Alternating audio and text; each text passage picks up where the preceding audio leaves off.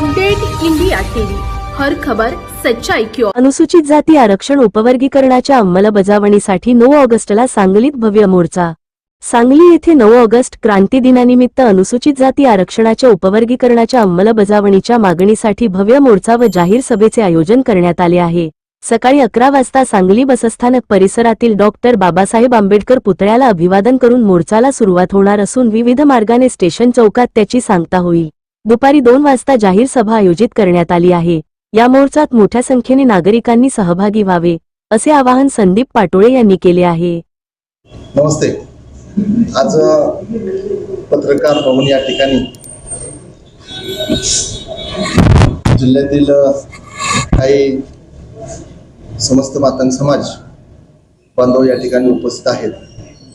कारण की महाराष्ट्रभर आपण पाहत आहे अनेक जिल्ह्यामध्ये लाखो लोकांचे आंदोलने मोर्चे निघत आहेत आणि सांगली या जिल्ह्यामध्ये अद्याप अशा पद्धतीनं आंदोलन मोर्चा किंवा मागणी झालेली नाही।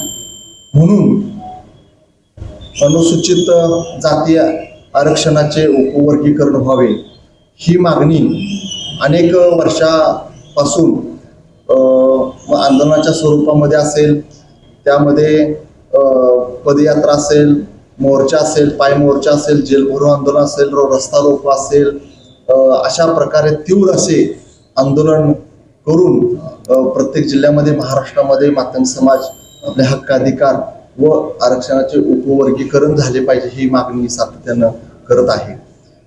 याच अनुषंगाने कारण की तेलंगणा, आंध्र प्रदेश, तामिळनाडू, केरळ, कर्नाटक या 5 राज्यामध्ये अनुसूचित जाती आरक्षणाचे उपवर्गीकरण झालेलं आहे आणि खऱ्या अर्थानं त्या ठिकाणी त्या मातंग समाजाला त्या ठिकाणी त्या राज्यामध्ये न्याय, हक्क, अधिकार स्वतंत्र मिळत आहेत। त्यांची सामाजिक, शैक्षणिक, राजकीय क्षेत्राची जी काय उंची आहे ती खऱ्या अर्थानं वाढतेली आपल्याला दिसत आहे।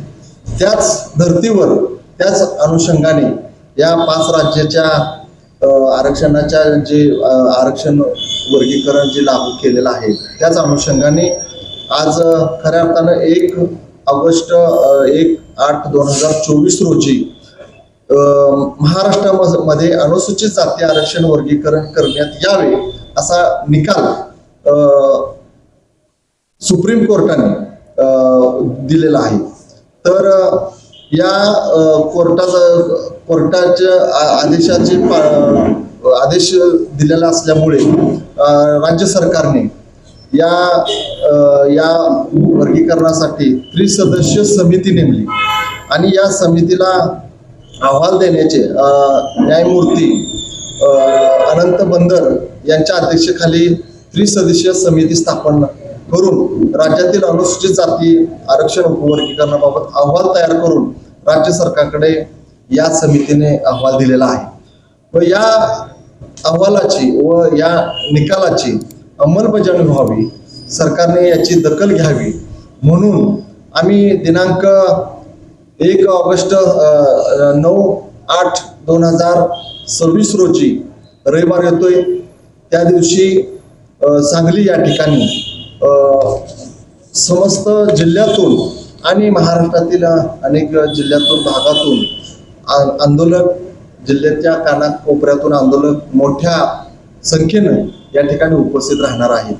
उपस्थितीमध्ये अनेक आमदार, अनेक सामाजिक, शैक्षणिक, विचारवंत, ज्येष्ठ या आमदारामध्ये या आंदोलनामध्ये सहभाग घेणार आहेत।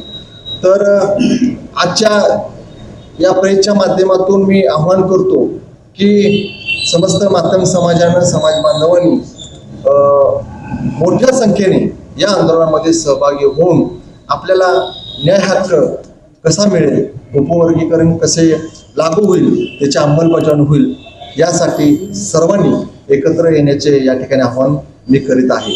त्याचबरोबर हा सदरचा मोर्चा सांगली बस स्टँड शेजारी असलेले डॉक्टर बाबासाहेब आंबेडकर यांच्या पुतळ्यास अभिवादन करून ठीक 11 वाजता पुतळ्याला अभिवादन करून तिथून छत्रपती शिवाजी महाराज चौक तरुण भारत स्टेडियम रोड, राजवाडा चौक ते स्टेशन चौक इथपर्यंत पायी मोर्चा होणार आहे आणि स्टेशन चौकामध्ये दुपारी 2 वाजता जाहीर सभा होणार आहे.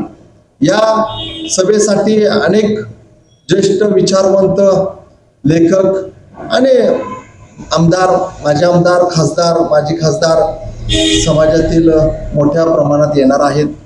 या आंदोलनामध्ये जास्तीत जास्त संख्येनं समस्त मातंग समाजानं सहभाग घ्यावा आणि खऱ्या अर्थानं आंदोलनाची दखल या महाराष्ट्र शासनाने घ्यावी आणि घेतील अशी मला या ठिकाणी अपेक्षा आहे. आणि ह्या आंदोलनामध्ये खऱ्या अर्थानं 25 ते 30 हजार लोक उपस्थित राहतील असा अंदाज आम्हाला या ठिकाणी आलेला आहे. आपल्या माध्यमातून हे आंदोलन यशस्वी होईल असं मला आपल्याला सांगायचं आहे.